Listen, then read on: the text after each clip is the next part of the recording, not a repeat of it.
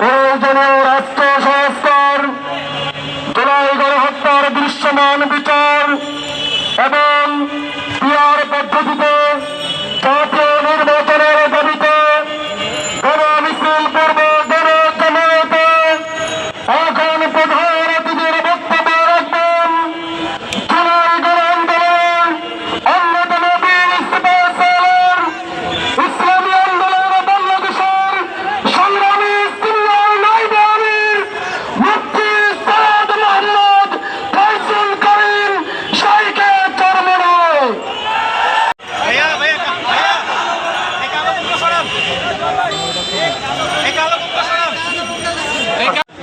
শ্রদ্ধাভাজন ওলামায়ে কেরাম, সর্বস্তরের জনগণ ভাইয়ের আমার, আজকে আমাদের দাবি কি ইতিমধ্যে আপনারা শুনেছেন। আমাদের দাবি হলো জুলাই সনদের আইনে ভিত্তি দিতে হবে। এটা সকলের দাবি, এটা শুধু আমাদের দাবি নয়, জনগণের দাবি। কাজী এটা দিতে অসুবিধা কোথায়? কাদের ইঙ্গিতে দিচ্ছেন না? আমি মনে করি ভারত চায় না জুলাই সনদের আইনি ভিত্তি দিতে। তাহলে আপনারা কি ভারতের আশা এবং আকাঙ্ক্ষার প্রতিফলন ঘটাচ্ছেন? আমরা অবশ্যই দাবি করব জুলাই সনদের আইনি ভিত্তি দিতে হবে। অন্তর্বর্তী সরকার শুধু নির্বাচনের জন্য বসেন নাই। তিনি কেন বসেছেন আমরা সবাই জানি। সংস্কার, বিচার, নির্বাচন। আপনি সংস্কার না করে কিভাবে নির্বাচন দেন? দৃশ্যমান বিচার না করে আপনি কিভাবে নির্বাচন দেন? যদি শুধু আপনি নির্বাচনের জন্য ক্ষমতা বসেন তাহলে আমার কোনো আপত্তি নেই, কিন্তু যদি আপনি তিনটা বিষয়কে সামনে নিয়ে ক্ষমতায় বসেন তাহলে অবশ্যই আপনাকে সংস্কার করতে হবে, দৃশ্যমান বিচার দেখাতে হবে, এরপরে নির্বাচনে যেতে হবে। নির্বাচন কোন পদ্ধতিতে হবে? ইসলামী আন্দোলন বাংলাদেশ অনেক আগের থেকেই দাবি করছে পিআর সিস্টেম নির্বাচন।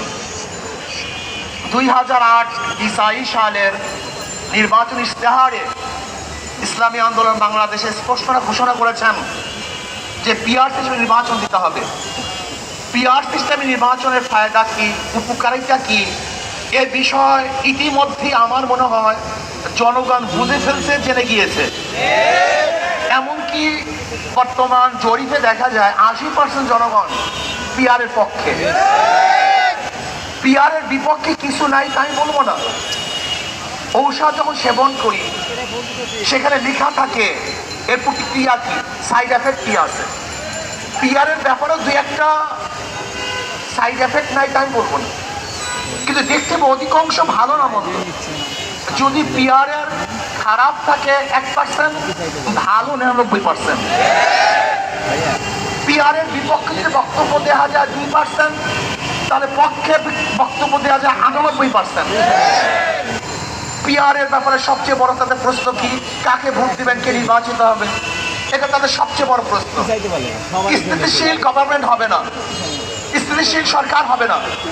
আমি তাদেরকে প্রশ্ন করতে চাই, ধরে না আজকে যে পদ্ধতিতে নির্বাচন হচ্ছে সেখানেও যদি এককভাবে কেউ সংখ্যাগরিষ্ঠ অর্জন না করে, সংখ্যাগরিষ্ঠ না পায়, তাহলে সেই পার্লামেন্টের অবস্থাটা কি হবে?